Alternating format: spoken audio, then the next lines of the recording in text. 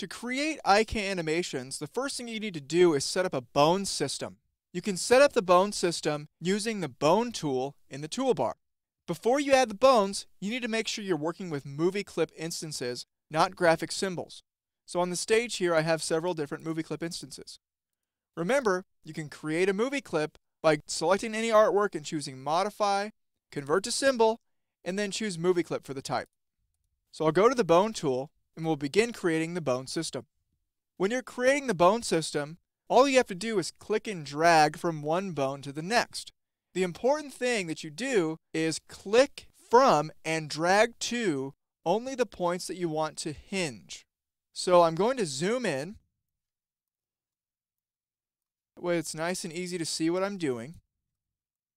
And with the bone tool, I'm going to click and drag from the part of the arm that's attached to the machine first.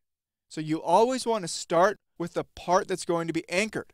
So if you're adding bones to a human on an arm, you would start at the shoulder, not the hand. So I'm going to start at the part that's anchored, and I'll click and drag to the next hinging part. That's the next little piece in here, the small one.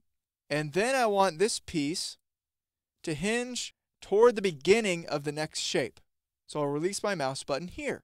Notice that every time I release my mouse button, the object that I release it on comes to the front. So just keep that in mind when you're working with bones.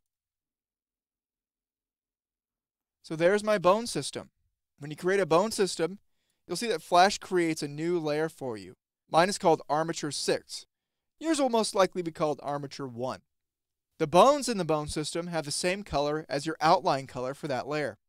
Once you have a bone system created, you could then move around the bone system using the selection tool.